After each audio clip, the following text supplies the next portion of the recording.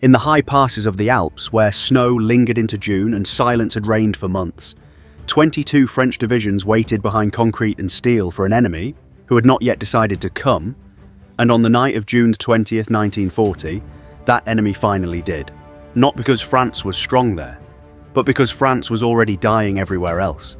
And Benito Mussolini, watching Hitler's panzers carve through a nation in 6 weeks, while his own army had fired not a single shot, could not bear to let the war end without an Italian flag planted somewhere on French soil, so he ordered an attack he had resisted for days, against the advice of his own generals, into terrain so brutal that nature itself seemed to be defending France better than her soldiers could. This was the Battle of the Alps, the strange and largely forgotten coda to the fall of France, a campaign Mussolini hoped would be a triumphant dash to Nice and Marseille, but which instead became a frozen, costly lesson in the limits of opportunism,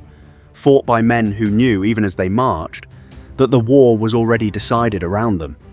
Italy had entered the war on June 10th, 10 days before the offensive began, declaring hostilities against a France that was already in catastrophic retreat from the German invasion further north, and Mussolini's calculation was brutally simple, that with Paris about to fall and the French government fleeing south, a quick Italian advance into Savoy and Provence would secure him a seat at the peace table and a slice of French territory, perhaps Nice, perhaps Corsica, perhaps colonial concessions in North Africa, all gained at minimal cost since the French army, he assumed, was too broken to resist. He was wrong about the cost, though right about the timing, because the French forces defending the Alpine frontier under General René Olry were among the few French units that had not been ground down by the German blitzkrieg, well supplied, dug into the Alpine Line, a network of fortifications built into mountainsides with interlocking fields of fire, and motivated by something the rest of the French army had lost: the simple fact that this border, their homes, had not yet been touched. Mussolini committed roughly 300,000 men under the Army Group West, commanded by Crown Prince Umberto, divided between the First Army pushing toward Nice along the coast, and the Fourth Army driving through the high Alpine passes toward Grenoble and the Rhone Valley. And on paper, the numbers looked overwhelming against Olry's 175,000 defenders, but paper did not account for the mountains. Italian troops, many of them ill-equipped for the cold and lacking sufficient mountain warfare training, despite Italy's supposed expertise in Alpine combat,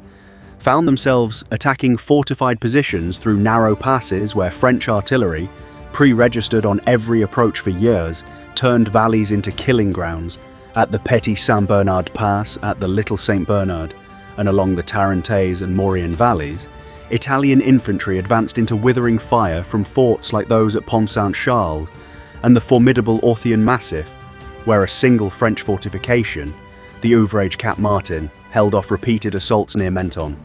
The coastal sector saw the most dramatic fighting, as Italian forces tried to seize Menton, the only French town that would actually fall during the entire offensive,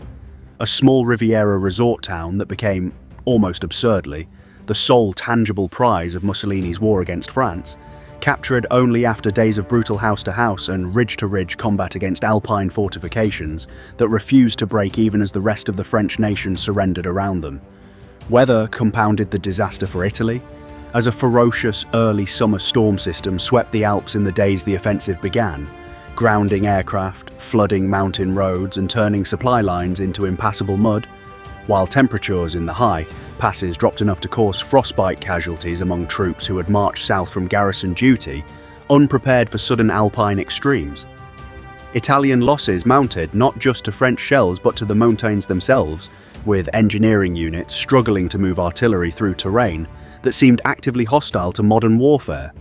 By June 24th, after barely 4 days of fighting, the offensive had stalled almost everywhere except the narrow coastal strip, and Italian casualties, while disputed in exact figures, are generally estimated near 6,000, including significant numbers from frostbite and exposure rather than combat wounds, against French losses far smaller, somewhere around 200 killed, a staggeringly lopsided ratio that exposed how little Italy's military had actually prepared for the war it had so eagerly joined. Meanwhile, the larger context made the entire campaign almost irrelevant in strategic terms, because Marshall, Felipe, Petain's government, having already requested armistice terms from Germany, was simultaneously negotiating a separate armistice with Italy, and that agreement was signed on June 24th in Rome, taking effect just after midnight on June 25th, ending the fighting before Italian forces could translate their coastal foothold into anything resembling the sweeping victory Mussolini had envisioned. The armistice terms reflected this strategic anticlimax precisely, granting Italy only a demilitarized zone along the border and the occupation of a small slice of territory, far short of the annexations Mussolini had hoped for. No Nice, no Corsica, no colonial windfall, just Menton and a few mountain positions paid for in frostbitten feet and shattered confidence. Hitler, who had not been consulted on the timing or scale of Mussolini's attack, privately viewed the entire episode with something between embarrassment and contempt, recognizing that his allies' military performance, after 14 years of fascist rearmament rhetoric, had been exposed as hollow against a French army that was, by every measure, already defeated and demoralized, fighting on its very last legs in every other theatre. The deeper consequence reached far beyond the Alps because this brief campaign became the first clear signal of a pattern that would haunt Italy throughout the war: the gap between Mussolini's imperial ambitions and his military's actual capacity to deliver them, a pattern that would repeat catastrophically in Greece, months later and again in North Africa, each time revealing an army whose equipment, doctrine and logistics had not kept pace with its leader's rhetoric. For the French defenders, the Battle of the Alps became something almost bittersweet, a tactical victory wrapped inside a strategic catastrophe. Proof that French soldiers could still fight effectively when properly led and supplied. Fought in the same week their nation's government was capitulating to Germany. A final flicker of resistance that changed nothing about France's fate, but offered a sliver of dignity amid total collapse. Today, the bunkers and gun emplacements of the Alpine Line still stand scattered across the mountains above Nice and Menton, weathered concrete monuments to 4 days in June, when geography proved a better defender than any army, when a dictator's hunger for an easy victory ran headlong into peaks and passes that did not care about timetables or treaties, and when the question of who truly wins a war revealed itself to be far more complicated than simply being on the winning side when the guns finally fell silent.